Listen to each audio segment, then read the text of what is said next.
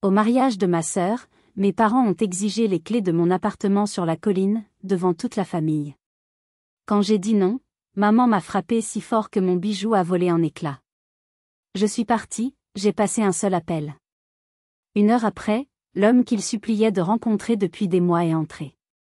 Le cri de ma mère a résonné dans tout le domaine. Je m'appelle Apolline Dubois et j'ai 32 ans.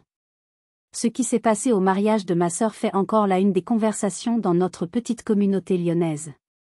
Imaginez la scène, le somptueux domaine de la soie, 200 invités triés sur le volet. Et puis la main de ma mère, Martine, heurtant ma joue avec une telle force que mon bijou de cheveux en perles, un cadeau que je m'étais fait, a volé en éclats sur le sol en marbre. La raison de cette violence ? J'ai refusé de leur céder les clés de mon appartement sur la colline de Fourvière, là, au milieu des discours. Mais ce que personne n'avait anticipé, c'est ce qui est arrivé 1 heure plus tard. Quand l'homme qu'il suppliait de rencontrer depuis des mois a franchi les portes, le cri de ma mère a résonné dans tout le domaine. Il n'était pas un invité ordinaire. Il était mon patron. Et le propriétaire de 40% de l'entreprise de mon père. Avant de plonger dans les détails de cette journée qui a tout changé, j'aimerais savoir d'où vous m'écoutez. C'est une histoire sur le respect de soi face à la pression familiale, un combat que beaucoup connaissent. Laissez votre ville ou votre pays dans les commentaires, et l'heure qu'il est chez vous. Je suis curieuse de savoir jusqu'où mon histoire voyage. Maintenant, laissez-moi vous ramener à ce matin-là, quand je pensais encore que ma seule mission était d'être une demoiselle d'honneur parfaite. Le soleil de juin filtrait à travers les rideaux en voile de la suite nuptiale, projetant des motifs dansants sur le parquet ancien. Dehors, les vignobles du Beaujolais s'étendaient à perte de vue, une mer de verdure paisible qui contrastait violemment avec la tempête qui couvait à l'intérieur de moi. J'étais arrivée au domaine de la soie à 8 heures précises, une ponctualité de femme d'affaires qui, je le savais, serait interprétée comme de la froideur. Pour ma famille, tout ce que je faisais était sujet à interprétation, et jamais en ma faveur. Cette fois, pourtant, j'avais fait un effort. Un effort monumental. Dans la housse que je tenais avec un soin quasi chirurgical se trouvait ma tentative de paix, une robe longue en soie, d'un créateur parisien, parsemée de délicates fleurs de cerisier brodées. Elle était fluide, romantique, tout ce que je n'étais pas habituellement, ou du moins, tout ce qu'il pensait que je n'étais pas. J'avais passé des semaines à la chercher, parcourant les boutiques de luxe de la presqu'île, non pas pour me faire plaisir, mais dans l'espoir fou d'entendre, pour une fois, ma mère me dire « Tu es belle, ma fille ». La suite était un chaos organisé. Des bouquets de pivoine blanche embaumaient l'air, se mêlant à l'odeur chimique de la laque. Clémence, ma sœur cadette, était assise devant une coiffeuse rococo, un essaim de professionnels s'affairant autour d'elle. Elle était magnifique, diaphane, une mariée de magazine. Ma mère, Martine, orchestrait le tout, son visage tendu par l'importance qu'elle accordait à cette journée. Pour elle, ce n'était pas le mariage de Clémence, c'était son couronnement en tant que mère de famille parfaite. J'ai suspendu ma robe à une armoire.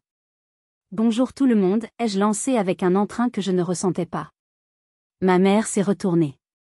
Son regard a balayé ma tenue de voyage, un simple pantalon en lin et une chemise blanche avant de s'arrêter sur la housse. « Ah, te voilà enfin. J'espère que tu as choisi quelque chose de convenable. » J'ai fait de mon mieux, ai-je répondu, en sortant la robe. Un silence s'est fait. Même la maquilleuse a levé les yeux.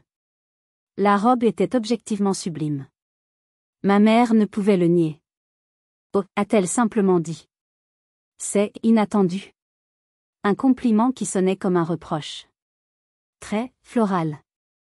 Je l'ai ignoré et je suis allée chercher mes chaussures dans mon sac, laissant la robe délicatement posée sur le grand lit à baldaquin. C'est à ce moment-là que ma mère et Clémence se sont approchées du lit, prétendument pour admirer le tissu. Leur voix n'était que des murmures, des messes basses que je connaissais par cœur. Puis, le son. Le son qui a fait basculer la journée. Un petit cri de surprise feinte, le « oh non » parfaitement joué par ma mère. Je me suis retournée. Le temps a semblé ralentir. J'ai vu le verre de vin rouge, celui que ma mère tenait nonchalamment quelques secondes plus tôt, basculer. J'ai vu le liquide pourpre s'échapper en un arc gracieux et mortel. J'ai vu la tache s'épanouir sur la soie immaculée de ma robe, comme une blessure ouverte. Oh, mon Dieu, Apolline, je suis tellement, tellement désolée, s'est exclamée ma mère, la main devant la bouche, ses yeux pétillants d'une lueur que j'étais la seule à pouvoir déceler. Ce n'était pas du regret. C'était du triomphe. J'ai dû me prendre les pieds dans ce tapis ridicule. Quelle gourde je suis! Clémence, complice silencieuse, a ajouté avec une fausse compassion, ne t'inquiète pas, maman, c'est un accident. Et puis, Apolline est une femme organisée. Tu as bien pensé à prendre une tenue de rechange, n'est-ce pas? Ta fameuse robe bleue, celle que tu portes si bien au bureau? Le piège était parfait, exécuté avec une précision cruelle. Il ne voulait pas de l'Apolline qui essayait de s'intégrer. Il voulait l'Apolline qu'il pouvait critiquer, celle qui ne correspondait pas à leurs standards, pour mieux souligner la perfection de Clémence. J'ai senti la colère monter en moi, une vague brûlante. Mais je l'ai ravalée. Je ne leur donnerai pas cette satisfaction. Sans un mot, j'ai pris la robe souillée et je l'ai repliée. Puis, j'ai sorti de ma valise mon armure de soie bleu marine. Je me suis regardée dans le miroir en l'enfilant. Ils voulaient une femme d'affaires? Très bien. C'est ce qu'ils allaient avoir. Mais ils n'étaient pas prêts pour la négociation qui s'annonçait. Lorsque je suis descendue dans les jardins où se tenait le vin d'honneur, j'étais devenue une autre femme. Le masque de la sœur dévouée avait été remplacé par celui de la dirigeante d'entreprise. Mon sourire était poli mais distant, ma posture droite, mes gestes mesurés. J'étais en territoire hostile, et je me comportais comme tel. Le décor était idyllique. Des guirlandes de fleurs blanches tombaient en cascade des grands chênes centenaires, et un quatuor à cordes jouait du Vivaldi. Mais pour moi, ce jardin luxuriant ressemblait à un champ de bataille, chaque conversation une potentielle embuscade. La première a été menée par ma tante Élodie, la gardienne autoproclamée des traditions familiales. Elle s'est approchée de moi, son verre de champagne à la main, son visage plissé par une inquiétude feinte. « Apolline, ma chérie. Quelle élégance, comme toujours. » Si, sobre, a-t-elle commencé, son compliment sonnant comme une insulte. « Mais dis-moi, comment vas-tu? Vraiment? Toujours seule à ton âge. Ça ne doit pas être facile tous les jours. Tu sais, une carrière c'est bien, mais une épaule sur laquelle se reposer le soir, il n'y a rien de tel. À trop vouloir tout contrôler au travail, on finit par faire peur aux hommes, ma pauvre petite. » Je lui ai offert mon plus beau sourire commercial. « Je vais très bien, tante Élodie, merci. Je n'ai simplement pas encore trouvé un homme capable de suivre mon rythme, ai-je répondu, une pointe d'ironie dans la voix qu'elle n'a heureusement pas saisie. À peine m'étais-je débarrassé d'elle que mon cousin Fabien, l'humoriste raté de la famille, a pris le relais. Il m'a donné une tape dans le dos un peu trop forte. « Alors, la grande patronne.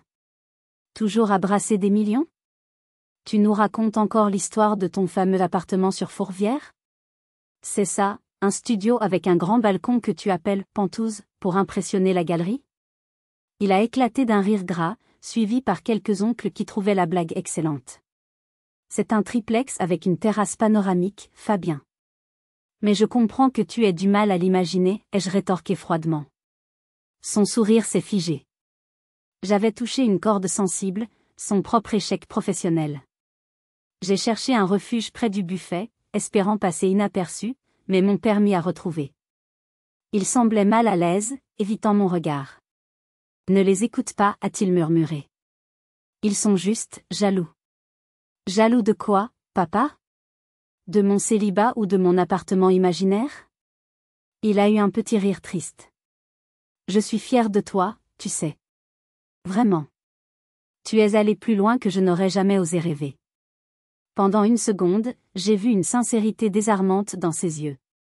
Un moment de vérité. Mais il a été de courte durée. Ma mère est apparue, comme par magie. « Gérard, ne l'ennuie pas avec tes histoires. Laisse-la profiter de la fête, a-t-elle dit, son ton ne laissant aucune place à la discussion. Elle a pris mon père par le bras et l'a entraîné plus loin, me laissant seule avec mes petits fours. Cet échange m'a fait plus de mal que toutes les piques précédentes. Car j'ai compris que mon père voyait la vérité. Il savait qui j'étais, ce que j'avais accompli. Mais il était trop faible, trop dominé par ma mère, pour jamais le reconnaître publiquement. Sa fierté resterait toujours un secret murmuré dans les coulisses, jamais une déclaration faite sur la scène principale. Chaque mot, chaque regard, chaque silence était une agression. Il pensait me réduire au silence, me faire sentir petite et insignifiante. Mais chaque attaque ne faisait que polir mon armure, aiguiser ma résolution. Il ne savait pas qu'ils étaient en train de me préparer pour la bataille de ma vie.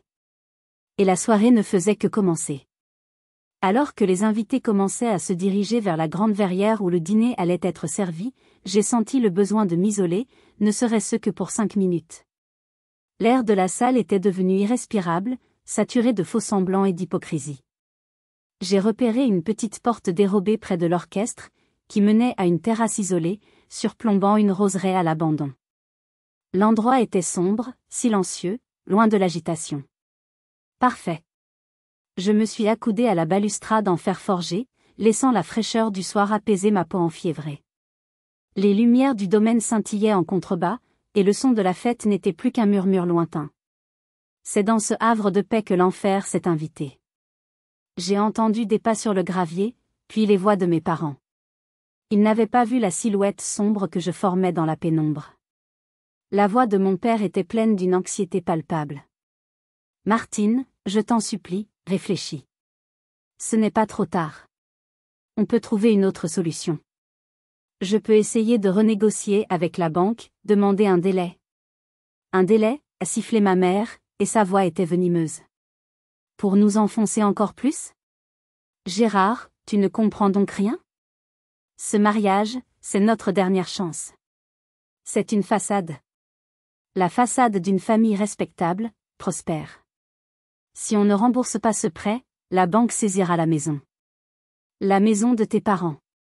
Tu veux que tout le monde sache que les Tissages Dubois et fils sont au bord de la faillite ? Je me suis sentie nauséeuse. La maison de mes grands-parents. Le berceau de notre famille. Il l'avait hypothéquée pour offrir un mariage de princesse à Clémence. Mais forcer la main d'Apolline comme ça.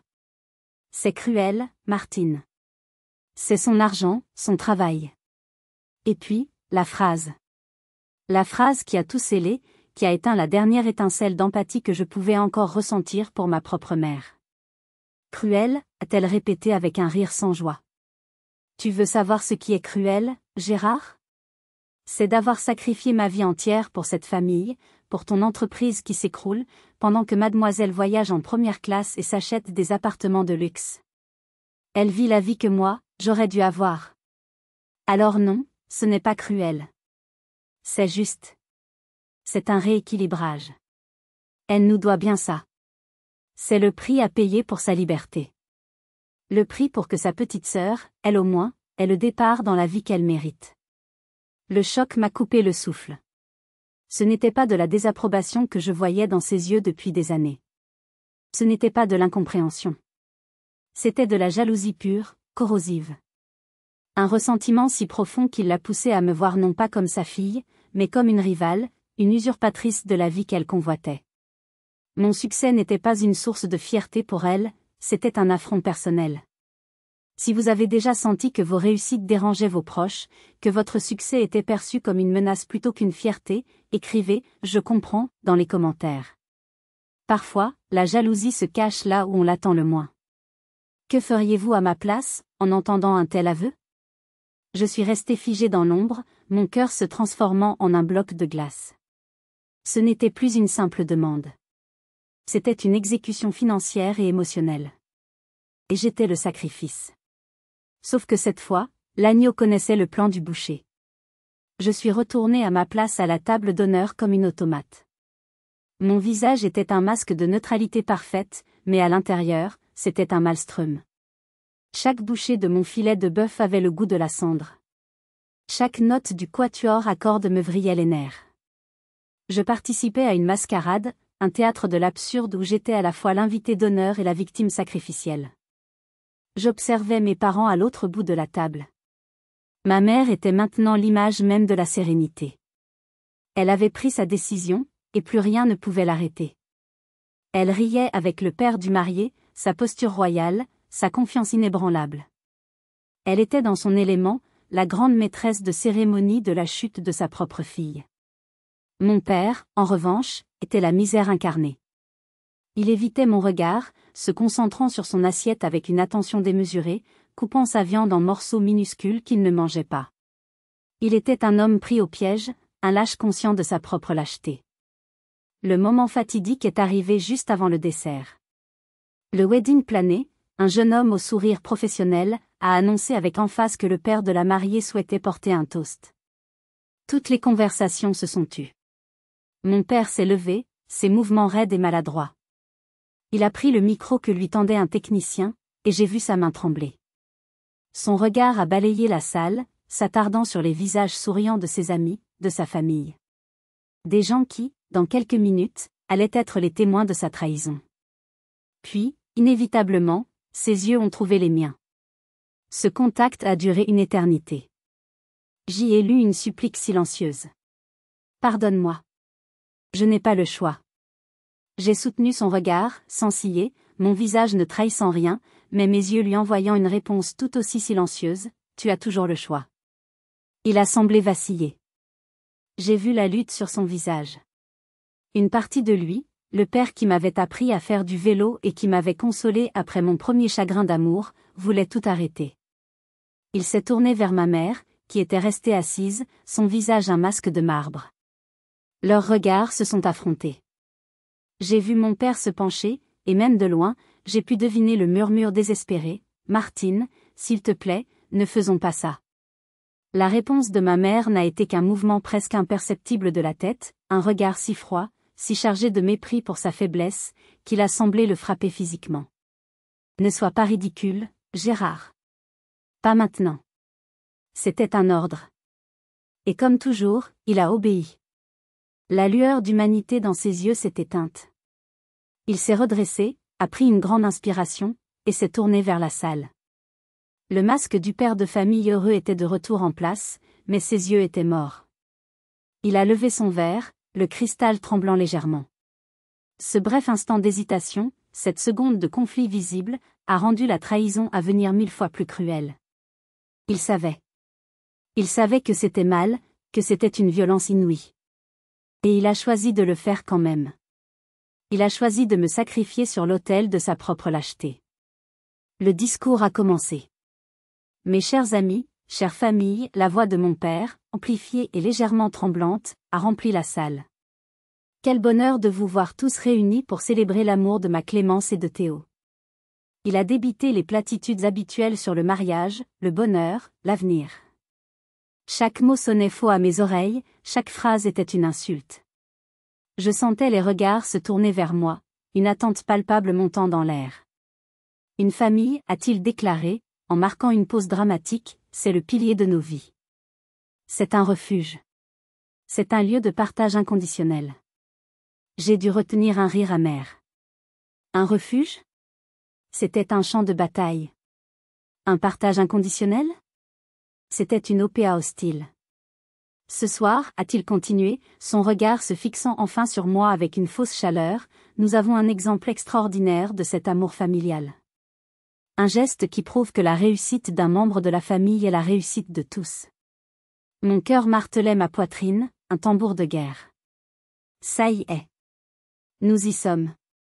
C'est avec une immense émotion que Martine et moi vous annonçons que notre fille aînée, Apolline, dans sa grande générosité, a décidé d'offrir à sa sœur et à son nouveau mari un cadeau de mariage exceptionnel pour les aider à commencer leur vie commune, son magnifique appartement sur la colline de Fourvière. Une déflagration. La salle a explosé en applaudissements et en exclamations admiratives.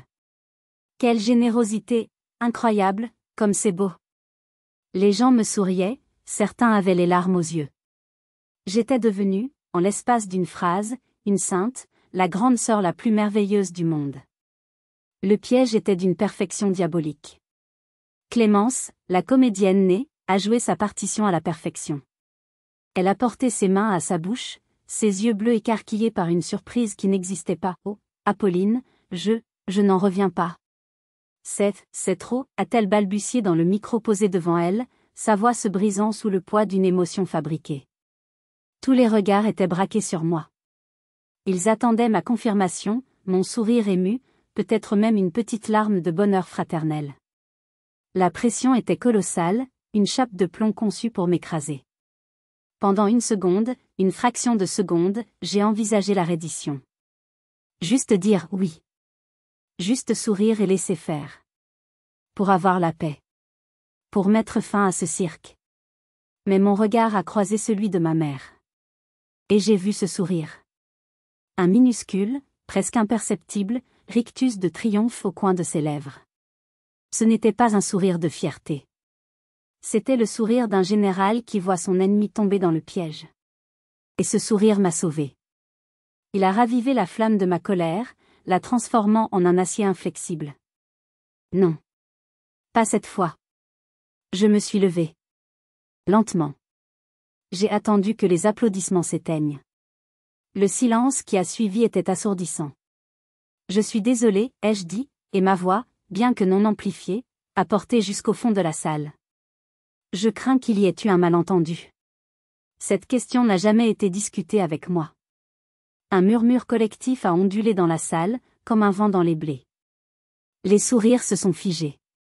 Le visage de mon père est passé du rouge au blanc en une seconde. C'est alors que Clémence a lancé la deuxième offensive. Son visage s'est crispé. Elle a commencé à tousser, une petite toux sèche qui s'est rapidement transformée en quinte. Elle a porté une main à sa gorge, ses yeux remplis de panique. Je n'arrive plus à respirer. A-t-elle haleté? Ma tante Élodie s'est levée d'un bond. Mon Dieu, la petite fait une crise d'asthme. C'est ta faute, Apolline. Regarde ce que tu lui as fait. Pour une fois dans ta vie, tu ne pouvais pas penser à quelqu'un d'autre que toi? La salle a basculé. J'étais passée de sainte à bourreau en moins d'une minute. J'étais la sœur froide et sans cœur qui provoquait une crise à la mariée le jour de son mariage. La manipulation était totale. Mais ma mère n'avait pas encore joué sa dernière carte. La plus violente. Ma mère s'est levée de sa chaise avec une lenteur théâtrale. Elle a contourné la table, ses mouvements fluides et délibérés, comme une panthère s'approchant de sa proie. Le micro, toujours actif, était serré dans sa main gauche. Dans son sillage, le silence était devenu une entité physique, une pression palpable sur mes tympans. Chaque invité était devenu une statue, les yeux fixés sur cette scène surréaliste. Elle s'est arrêtée juste devant moi, si près que je pouvais voir les fines ridules de colère autour de ses yeux, sentir le nuage de son parfum Chanel numéro 5, une odeur que j'associerais pour toujours à la suffocation. Apolline, a-t-elle commencé, sa voix un murmure amplifié, une caresse empoisonnée. Reprends-toi. Tu es fatigué, stressé par ton travail. Tu ne penses pas ce que tu dis. Dis à tout le monde que ton père a raison. Dis-leur que tu es heureuse d'offrir ce cadeau à ta sœur. C'était sa dernière tentative de me contrôler par la manipulation, en me faisant passer pour une hystérique instable. Je l'ai regardé droit dans les yeux. Je pense chaque mot que j'ai dit, maman. Et la réponse est non. Ce fut la phrase de trop. Le vernis de la mère de famille respectable, de la bourgeoise lyonnaise parfaite, s'est fissuré et a volé en éclats. Son visage s'est tordu en un masque de fureur pure, une fureur que j'avais vue en privé, mais jamais en public. Comment oses-tu, a-t-elle sifflé, sa voix se déformant sous la rage. Après tout ce que nous avons fait pour toi. Nous t'avons payé les meilleures écoles, nous t'avons soutenu. Vous m'avez payé des écoles pour que je puisse me trouver un mari riche, pas pour que je devienne indépendante, les jeux coupés, ma propre voix tranchante. Et vous ne m'avez jamais soutenue. Vous avez toléré ma carrière parce qu'elle vous permettait de vous vanter en société, mais vous l'avez toujours méprisée. C'était comme si j'avais jeté de l'huile sur le feu. Espèce de petite vipère ingrate, a-t-elle hurlé, oubliant complètement le micro, les invités, le décorum. Tu n'es qu'une égoïste, pourrie par l'argent. Tu ne seras jamais heureuse, tu entends? Jamais. Parce que tu es vide à l'intérieur. Et puis, le geste. Sa main droite s'est levée. J'ai vu le mouvement arriver, mais mon corps était paralysé, incapable de réagir. Le temps a semblé s'étirer, chaque milliseconde se déroulant au ralenti. J'ai vu la bague en or à son doigt, celle de mon arrière-grand-mère. J'ai vu la détermination meurtrière dans son regard. La gifle. Le son a claqué dans la salle comme un coup de fouet. Un clac sec, brutal, humide. Un son d'une violence inouïe. Ma tête a été projetée sur le côté avec une force telle que j'ai senti mes vertèbres cervicales craquer. Une douleur fulgurante a explosé dans ma joue, irradiant jusqu'à ma tempe. Des étoiles ont dansé devant mes yeux. Le choc de l'impact a été si violent qu'il a arraché le capétoc en perles que j'avais mis pour retenir une mèche de mes cheveux. C'était une pièce de créateur, un cadeau que je m'étais fait pour célébrer la clôture du dossier de Tokyo. Je l'ai vu voler dans les airs, décrivant une parabole tragique sous la lumière des chandeliers. Il a atterri sur le sol en marbre plusieurs mètres plus loin et s'est brisé. Le son cristallin des perles se brisant a été la deuxième détonation dans le silence de mort qui a suivi la gifle. Un silence absolu. Stupéfait. Un silence si profond que j'ai entendu le bourdonnement des néons de la cuisine. J'ai lentement tourné la tête, ma joue me lançant une douleur atroce. J'ai regardé ma mère. Elle était là, la main encore en l'air, le souffle court, les yeux écarquillés comme si elle venait de se réveiller d'un cauchemar. Elle avait franchi une ligne. Une ligne de non-retour. Et dans ce silence assourdissant, j'ai su que tout était fini. Leur pouvoir sur moi, ma culpabilité, mon désir de leur plaire. Tout venait de mourir avec le son de cette gifle. Le silence s'est étiré, lourd, pesant. 200 personnes retenaient leur souffle, transformées en statues de sel. Mon premier réflexe n'a pas été de toucher ma joue, mais de redresser la tête. Lentement. Je sentais le sang affluer, la peau commençant déjà à gonfler, mais j'ai refusé de leur montrer la moindre faiblesse. J'ai balayé la salle du regard, croisant les yeux horrifiés, gênés, ou secrètement ravis de certains. J'ai gravé chaque expression dans ma mémoire. Mon regard s'est arrêté sur les débris de mon capétoc. Les perles brisées scintillaient sur le marbre sombre comme une constellation déchue. C'était plus qu'un accessoire. C'était un symbole. Le symbole de mon succès, de mon indépendance. Et ma mère venait de le pulvériser. Avec un calme qui m'a surprise moi-même, j'ai commencé à marcher. Mes talons cliquetaient sur le sol, un métronome macabre dans le silence absolu. Je ne me suis pas dirigée vers la sortie. Pas encore. Je suis allée droit vers les restes de mon bijou. Je me suis accroupie avec une grâce étudiée, comme si je ramassais une fleur tombée. J'ai pris le plus gros morceau, le fermoir en argent tordu par le choc. Je l'ai refermé dans ma main, le métal froid contre ma paume moite. C'était ma preuve. Mon rappel. Je me suis relevée et je me suis tournée vers ma mère. Elle avait enfin baissé la main. Son visage était un mélange de défi et de panique naissante. Elle commençait à réaliser l'énormité de son acte, non pas parce qu'elle avait frappé sa fille, mais parce qu'elle l'avait fait en public. Je ne lui ai rien dit. Un regard a suffi. Un regard qui lui disait, c'est fini. Tu as perdu. Puis, je me suis adressée à ma sœur, qui était restée figée sur sa chaise, son simulacre de crise d'asthme oublié. Ma voix était neutre, presque polie. Félicitations pour ton mariage, Clémence. Je te souhaite sincèrement tout le bonheur du monde. Tu vas en avoir besoin. Sur ces mots, j'ai fait demi-tour. Je suis retournée à ma place, j'ai pris mon sac à main, et j'ai commencé ma longue marche vers la sortie. Je passais devant les tables, la tête haute, sentant les regards me suivre comme des projecteurs. J'entendais des bribes de chuchotement. Mon Dieu, la pauvre, Martine a perdu la tête. Apolline. La voix de mon père, pleine d'une panique soudaine. Apolline, attends. Ne pars pas comme ça. Je n'ai pas hésité. J'ai continué à marcher, chaque pas m'éloignant un peu plus de cette vie de mensonge et de sacrifice. Derrière moi, le chaos a finalement éclaté. Des voix se sont élevées, des chaises ont été repoussées. J'ai entendu Clémence se mettre à pleurer, cette fois pour de vrai. J'ai poussé les lourdes portes en chêne du domaine et l'air frais de la nuit m'a enveloppé comme un baume. J'étais libre. La douleur sur ma joue était vive, mais elle était éclipsée par un sentiment de libération immense. J'ai sorti mon téléphone de mon sac. Mes doigts ne tremblaient pas. J'ai appuyé sur le numéro en favori. Il a décroché avant même la fin de la première sonnerie. Lucien. Apolline. Je suis en train de regarder le direct. Dis-moi que tu es sorti. Dis-moi que tu es en sécurité. Sa voix était tendue, pleine d'une inquiétude qui m'a touché au plus profond de mon être. Je suis dehors. Je vais bien, ai-je menti. Ma joue me lançait atrocement. Lucien, c'est le feu vert. Il y a eu un court silence. Puis, sa voix est revenue, changée.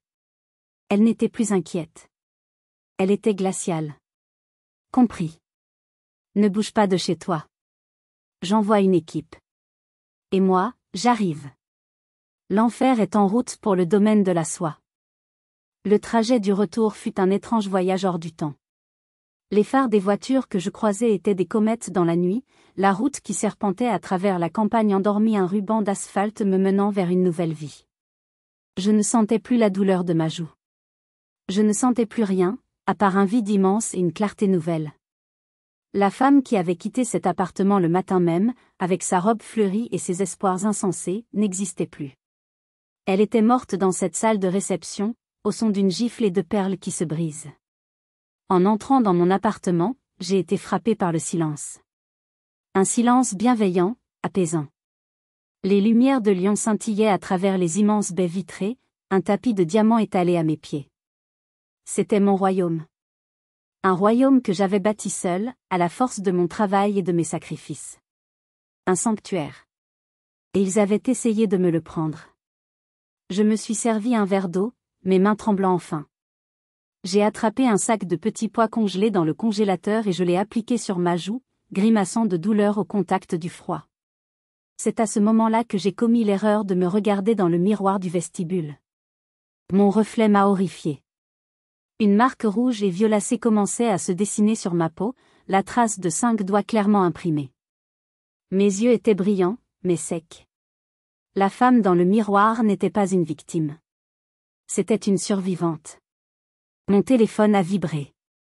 C'était une avalanche de messages. Je les ai ignorés, sauf un, venant d'un numéro que je ne connaissais pas, c'est Fabien. Je suis désolée, Apolline. Vraiment. Je n'aurais jamais dû dire ça. Ce qu'ils ont fait, c'est impardonnable.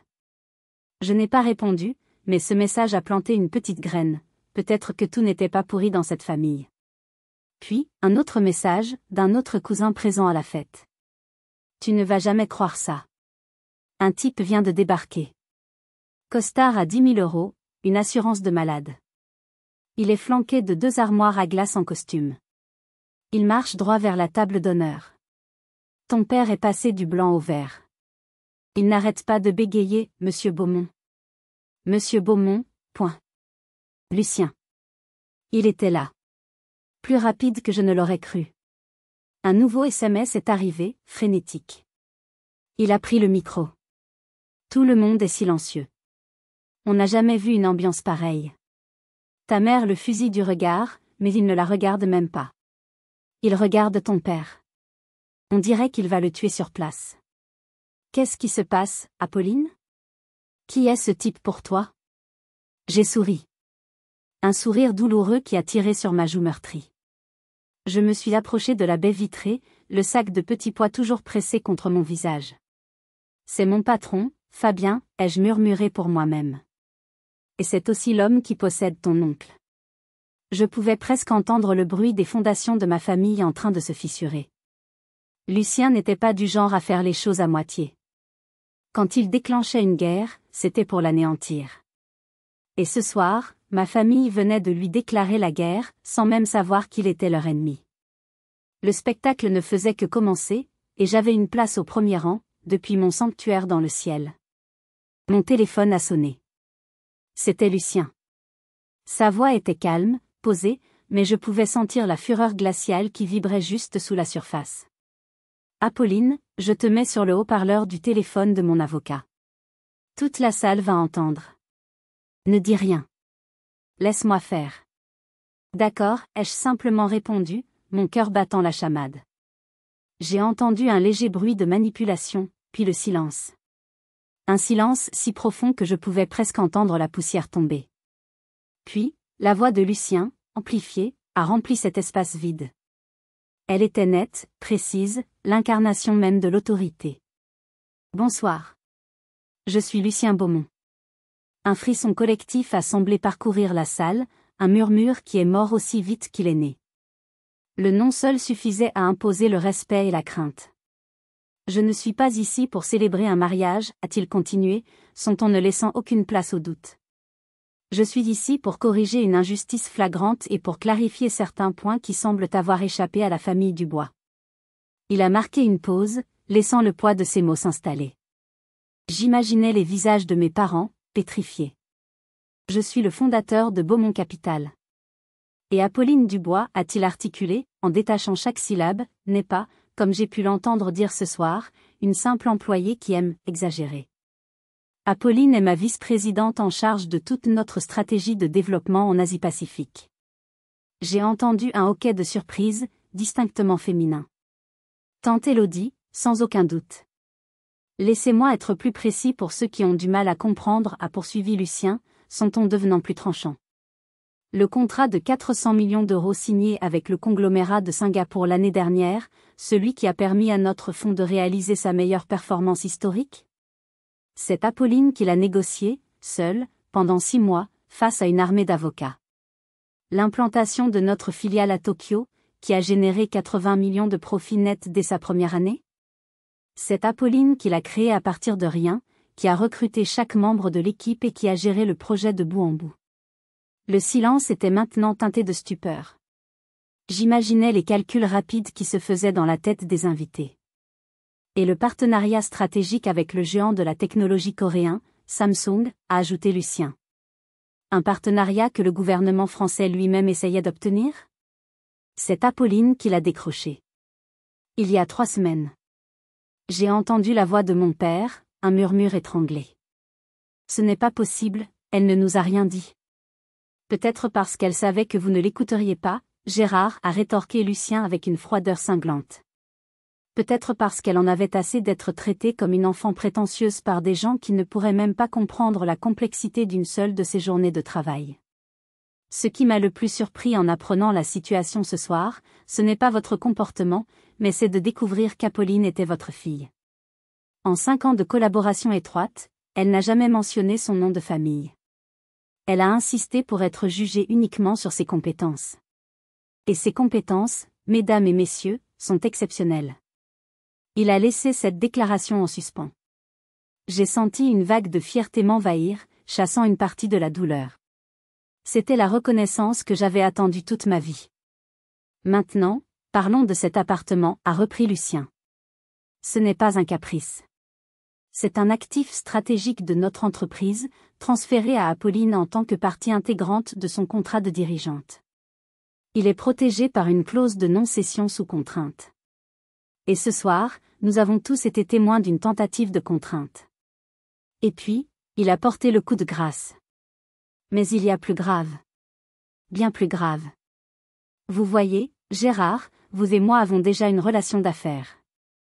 Une relation dont vous ne semblez pas avoir saisi toutes les subtilités. En tant que propriétaire, via un fonds fiduciaire discret, de 40% de votre précieuse entreprise, Tissage Dubois et Fils, je dois vous dire que ce que j'ai vu ce soir m'inquiète au plus haut point. J'ai entendu un bruit sourd. Le son d'un verre qui tombe et se brise. Puis, un cri. Le cri de ma mère. Un cri de pure, d'absolue terreur.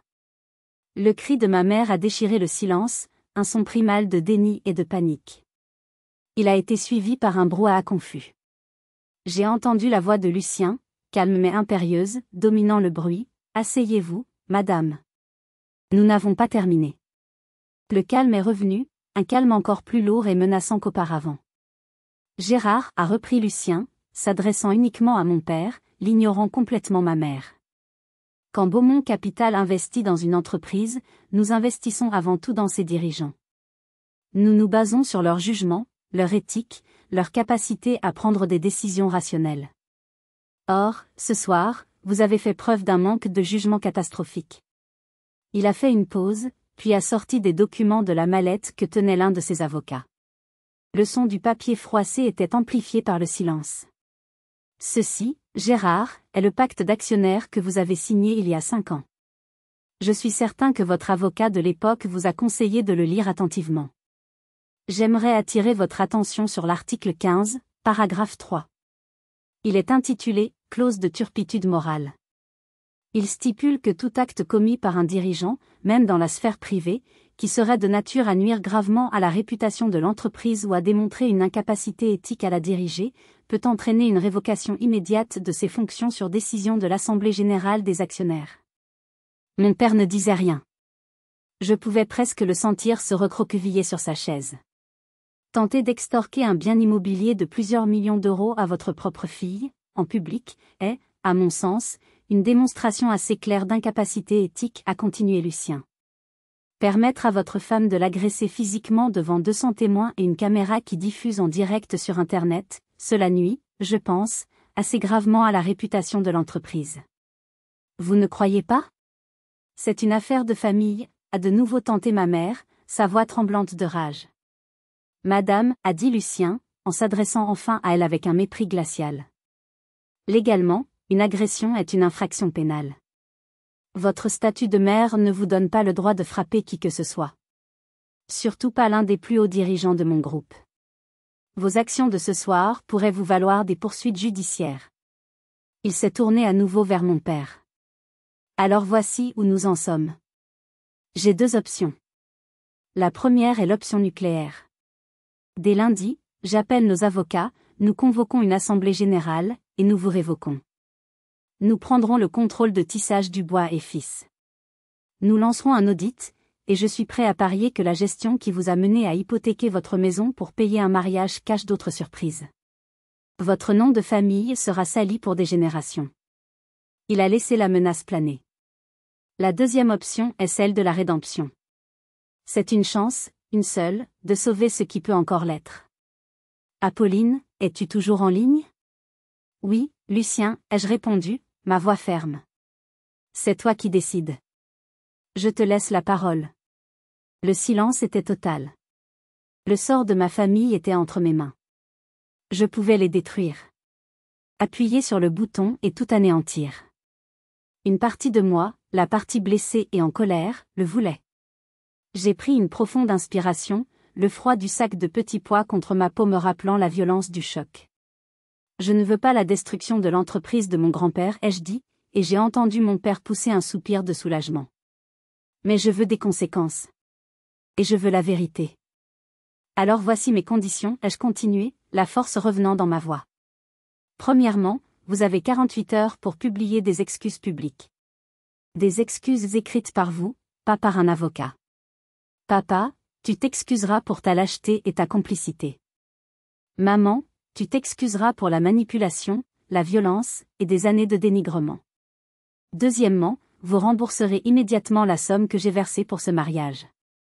Troisièmement, et c'est non négociable, vous vous engagerez, par écrit, à ne plus jamais essayer de me contacter, directement ou indirectement. Notre relation est terminée. Mais, tu es notre fille, a pleuré ma mère. Non, ai-je répondu. Ce soir, vous m'avez montré que je ne suis qu'une ressource financière à vos yeux. Une banque. Et ma banque est désormais fermée. Lucien, ai-je conclu.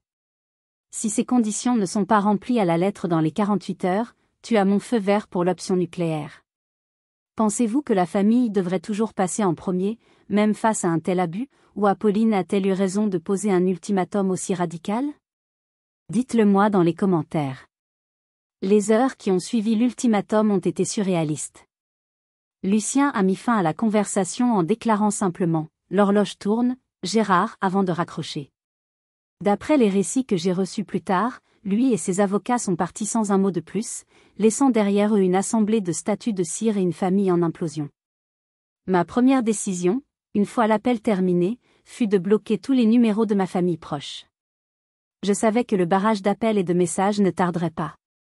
Je me suis fait couler un bain chaud, j'ai mis de la musique classique, et j'ai essayé de ne penser à rien, flottant dans un état de choc et d'épuisement. Mais mon téléphone, posé sur le rebord de la baignoire, n'arrêtait pas de s'illuminer avec les notifications de numéros inconnus ou d'amis lointains. La vidéo était devenue un phénomène. Le « mariage de l'horreur de Lyon » était en tendance sur Twitter. Des extraits passaient en boucle sur des comptes Instagram spécialisés dans les faits et les drames. La gifle était déjà un mème. Mon visage, ou plutôt ma joue, était célèbre. Les conséquences pour ma famille ont été rapides et dévastatrices. Bien avant l'expiration de mon ultimatum. Le père de Théo, un industriel respecté de la région, a été le premier à agir. J'ai reçu un message de Théo lui-même vers 1h du matin. Apolline, c'est Théo. Mes parents viennent de partir. Ils ont été très clairs. Ils ne veulent pas que leur nom soit associé à ça. Ils ont dit que le mariage est annulé jusqu'à nouvel ordre. Ils ont payé leur part des frais, mais ils ont dit à tes parents de ne plus jamais les contacter. Je suis sincèrement désolée. Pour tout. J'ai ressenti une pointe de pitié pour lui.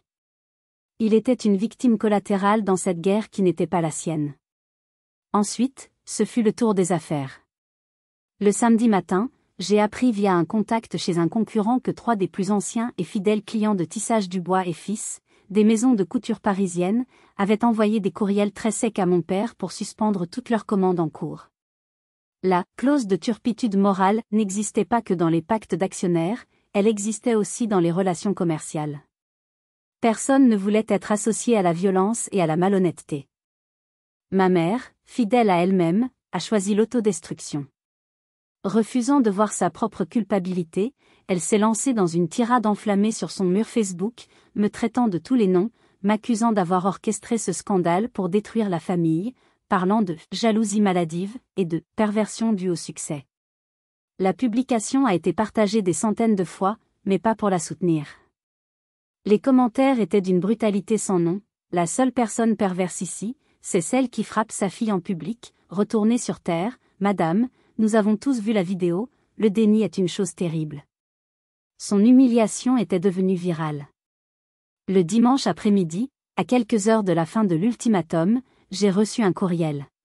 C'était de l'adresse professionnelle de mon père. En pièces jointes, 2 lettres manuscrites, scannées. La première, de lui, était pathétique. Des phrases mal construites, pleines de fautes, parlant de pression, de ne pas savoir quoi faire, se terminant par un « je serai toujours ton père ». Ce n'étaient pas des excuses. C'était une justification. La seconde, de ma mère, était glaciale. 4 lignes. Je regrette que les événements aient pris une telle tournure. J'ai agi sous le coup de l'émotion pour protéger ma famille. Je te souhaite de trouver la paix. J'ai ri. Un rire sans joie. Ils n'avaient rien compris. Ils étaient incapables de la moindre introspection. J'ai transféré le courriel à Lucien avec un seul mot, inacceptable. Sa réponse est arrivée 1 minute plus tard. Je m'en doutais. L'option nucléaire est enclenchée. Rendez-vous lundi matin, Apolline. La reconstruction commence. Le lundi matin qui a suivi a été le premier jour du reste de ma vie. Pendant que je prenais mon café en regardant le soleil se lever sur ma ville, une équipe d'avocats mandatée par Lucien Beaumont déposait les statuts pour la convocation d'une assemblée générale extraordinaire de Tissage Dubois et Fils.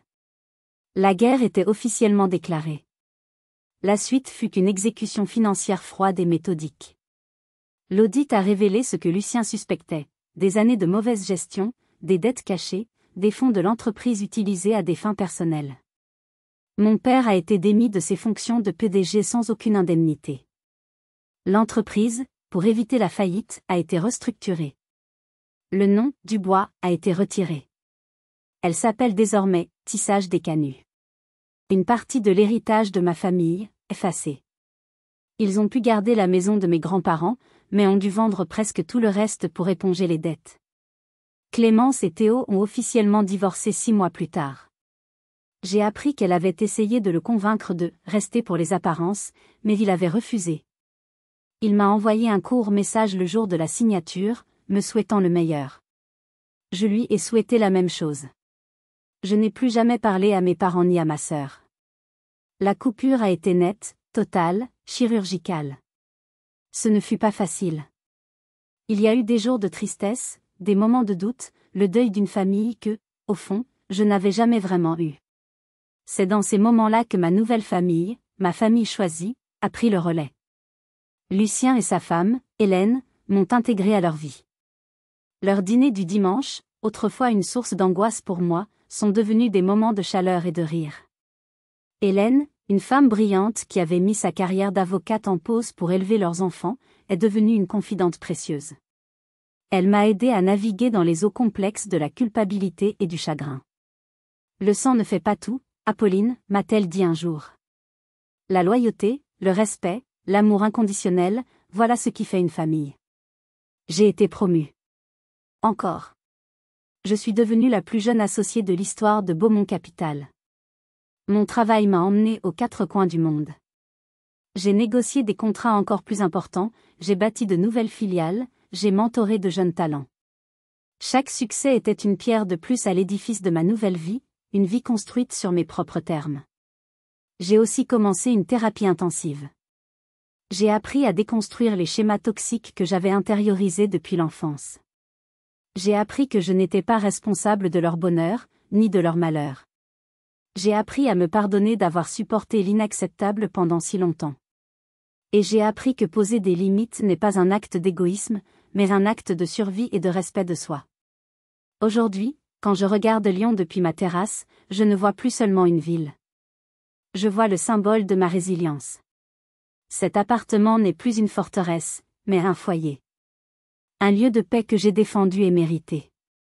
Merci d'avoir écouté mon histoire jusqu'au bout. Si elle résonne en vous, si vous avez déjà dû vous battre pour votre droit d'exister, pour votre droit au respect, sachez que vous n'êtes pas seul. La route est parfois incroyablement difficile, mais la liberté qui se trouve au bout n'a pas de prix. Commentez, les limites sont importantes, si vous croyez qu'il est essentiel de se protéger et de préserver sa paix intérieure. Partagez cette histoire avec quelqu'un qui pourrait avoir besoin d'entendre qu'il a le droit de se choisir. Et n'oubliez pas de vous abonner pour plus d'histoires sur la résilience et la reconstruction. Rappelez-vous toujours, et ne l'oubliez jamais, votre paix n'est pas négociable.